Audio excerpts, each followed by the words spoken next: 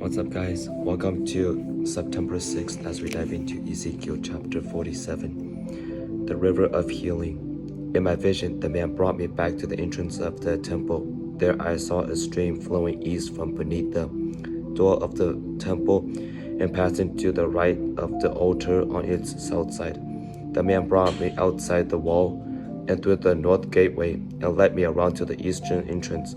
There I could see the water flowing out through the south side of the east gateway. Measuring as he went, he took me along the stream for 1,750 feet and then led me across. The water was up to my ankles. He measured off another 1,750 feet and led me across again. This time the water was up to my knee. After another 1,750 feet, it was up to my waist. Then he measured again 1,750 feet, and the river was too deep to walk across. It was deep enough to swim in, but too deep to walk through. He asked me, "Have you been watching, son of man?" Then he led me back along the river bank.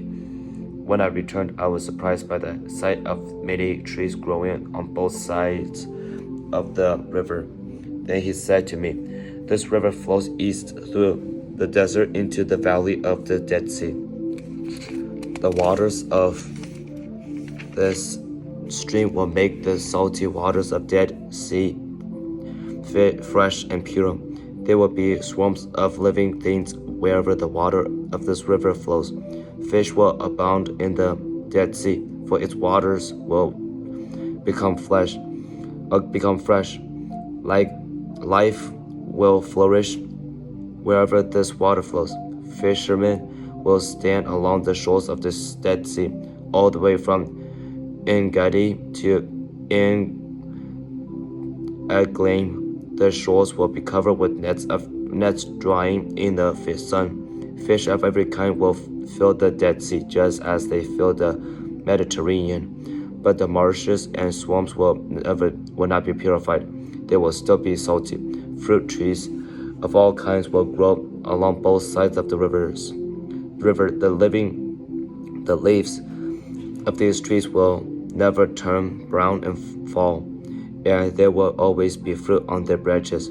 There will be a new crop every month, for they are watered by the river flowing from the temple. The fruit will be for food, and the leaves for healing. Boundaries for the land.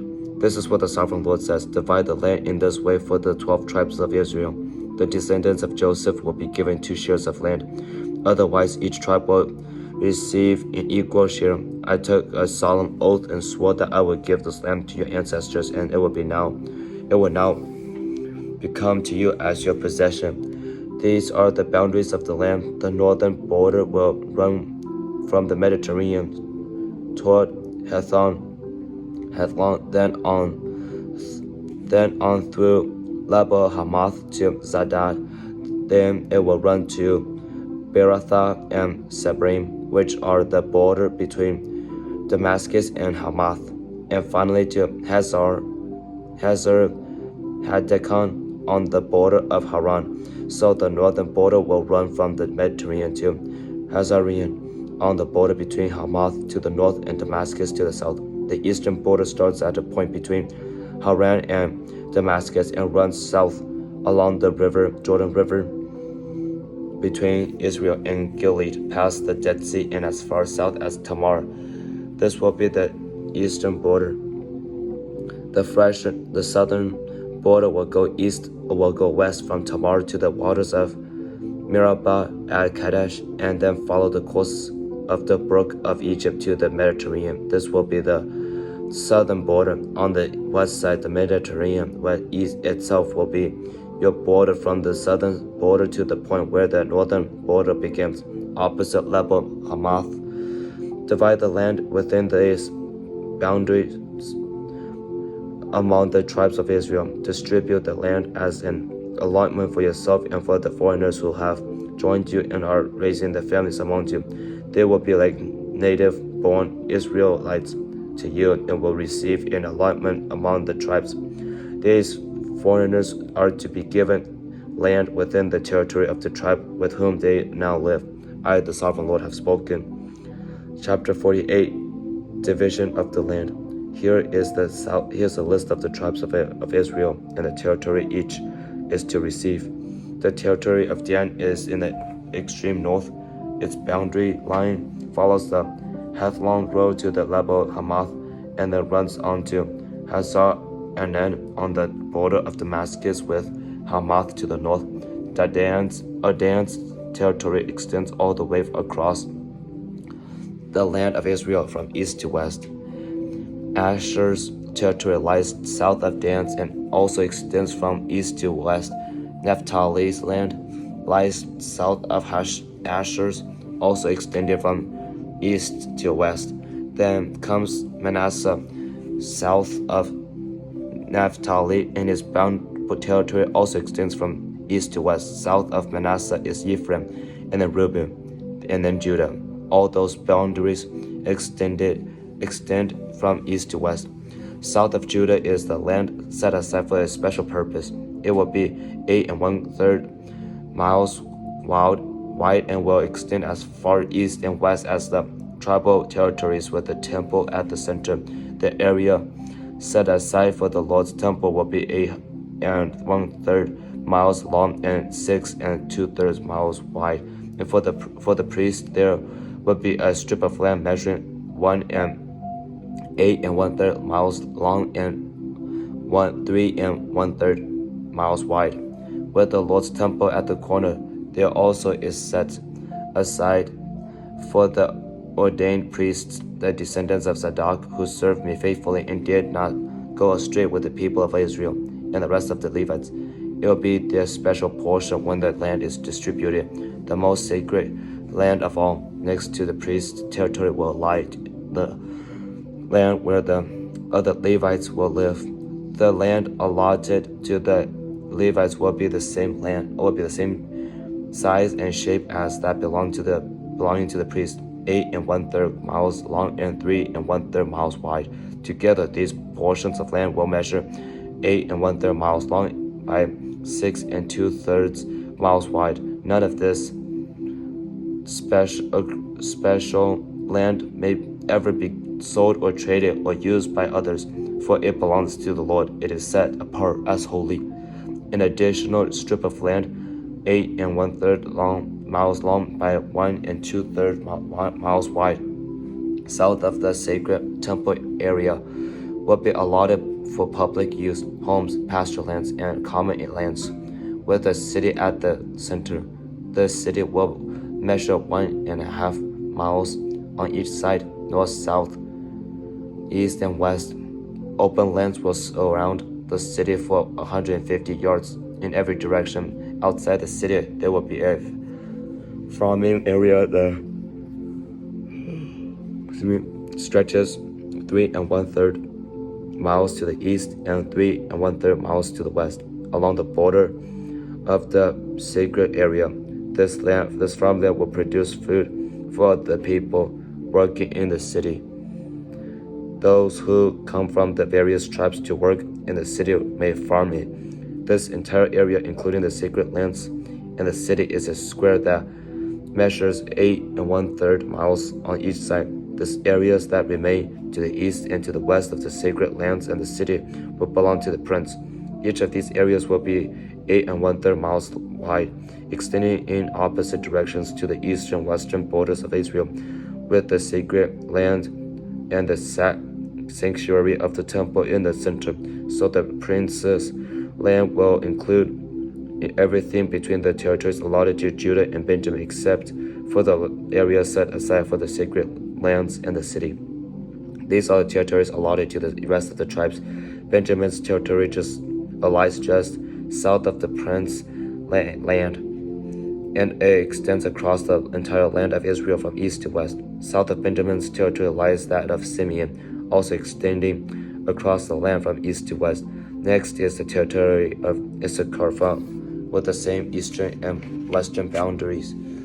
Then comes the territory of Zebulun, which also extends across the land from east to west. The territory of Gad is just south of Zebulun, with the same borders to the east and west. The southern border of Gad runs from Tamar to the Mediterranean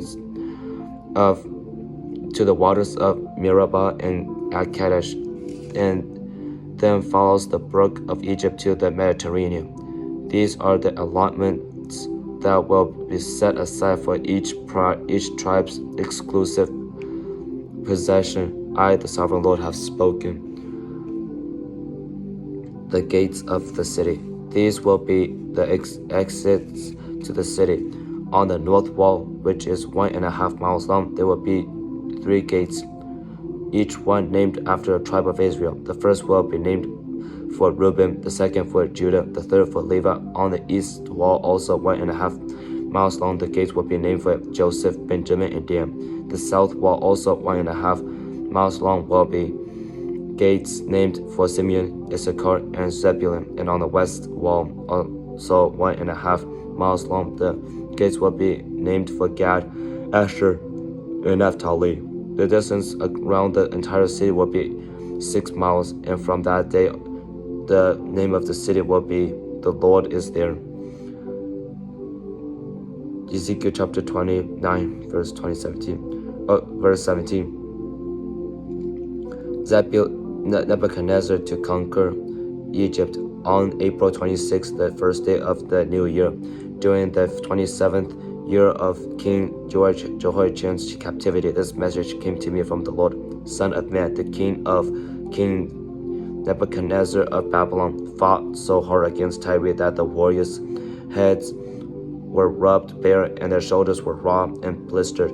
Yet Nebuchadnezzar and his army won no plunder to compensate them for all their work. Therefore, this is what the sovereign Lord says: I will give the land of Egypt to Nebuchadnezzar, the king of Babylon. He will carry off its wealth, plundering everything it has, so he can pay his army. Yes, I have given him the land of Egypt as a reward for his work, says the sovereign Lord, because he was working for me when he destroyed Tyre. And the day will come when I will cause the ancient glory of Israel to revive. And then, Ezekiel, your words will be respected. Then they will know that I am the Lord. Chapter 38, sad day for the Egyptian. This is another message came to me that from the Lord. Son of man, prophesy and give this message from the sovereign Lord. Weep and wail for that day, for the terrible day is almost here, the day of the Lord. It is a day of clouds and gloom, a day of despair for the nations. A sword will come against Egypt, and those who are slaughtered will cover the ground. Its wealth will be carried away, and its foundations destroyed. The land of Ethiopia will be ravished. Ethiopia, Libya, Lydia, all Arabia, and all their other allies will be destroyed in that war. For this is what the sovereign Lord says: all of Egypt's allies will fall, and the pride of her power will end. From Migdol to Aswan, they will be slaughtered by the sword, says the sovereign Lord. Egypt will be desolate, surrounded by desolate nations, and its cities will be in ruins, surrounded by other ruined cities. And the people of Egypt will know that I am the Lord, where I have set Egypt on fire and destroy all their allies. At that time, I will send swift messengers in ships to terrify the complacent Ethiopians. Great panic will come upon them on that day of Egypt's certain destruction. Watch for it. It is sure to come. For this is what the sovereign Lord says: by the power of King Nebuchadnezzar of Babylon, I will destroy the hordes of Egypt. He and his armies, the most ruthless of all, will be sent to demolish the land. They will take out war.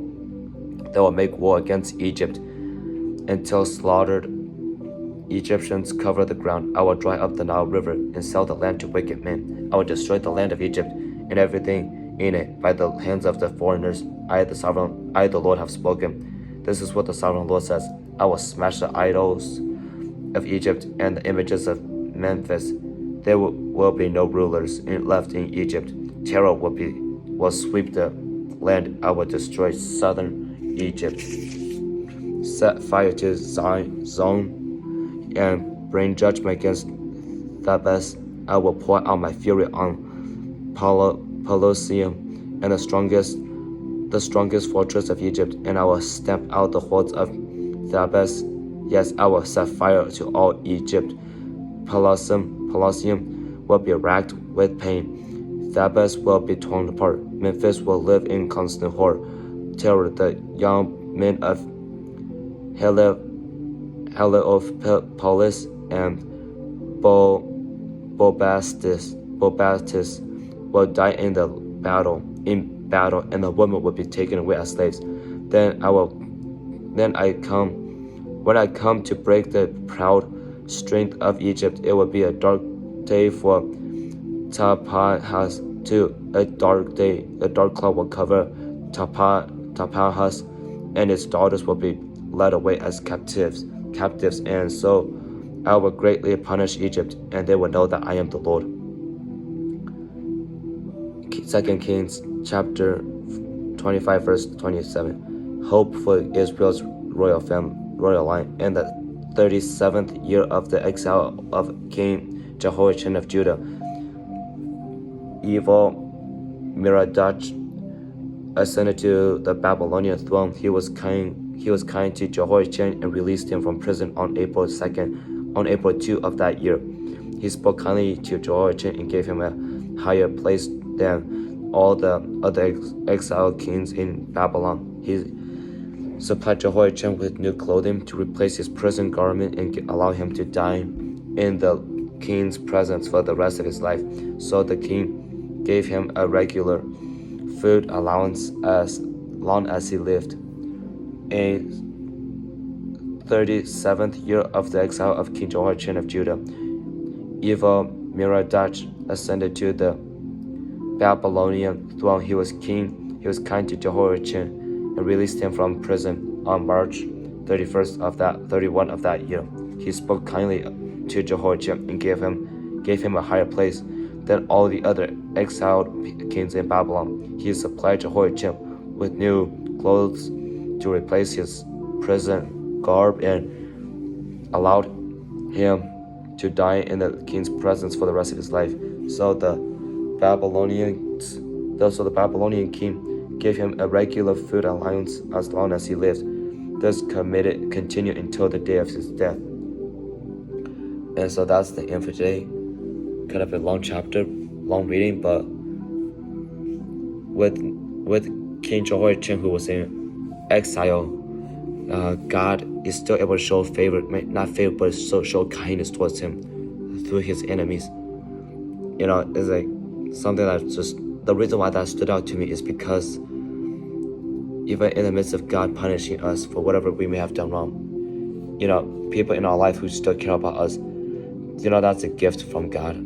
That's a way for God to express that he still cares about us, even in the midst of our sufferings, in the midst of our punishment.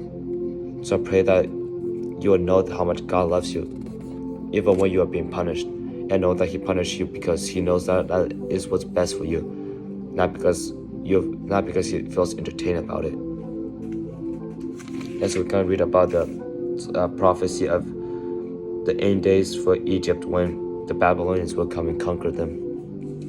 But I do want to go back to the story of Ezekiel and how he was asked to walk across the stream 4 times. He was walked across the stream 4 times, and slightly noticed something that each time he does it, the water goes up higher.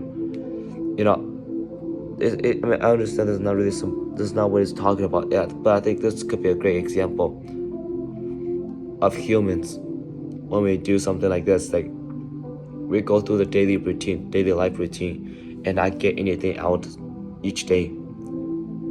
In doing so, we don't get meaning out of each day, and so we would find each day as the same boring days. But because Ezekiel had to do it 4 times, and then the stranger asked him what did he witness, he was able to just say that he was able to notice more things than he realized. So don't walk each day as if blindly. Don't walk each day for granted. Observe the people around you. Observe the way people treat each other, treat you. observe the way you feel about your life. Always take something positive out of each day. Because I can promise you, I truly do not believe that there could be a day where there's just nothing good happens to you, even if it feels like that's the case. But don't walk a life of blindness. Always be intentional about what we do. Always be intentional about what we think and say. So I hope what I shared is helpful, that you're able to take it to practice when it comes to what does it mean to notice God? What does it mean to really pay attention to everything around me, even if it's just daily routine? So may you guys go and walk with God today.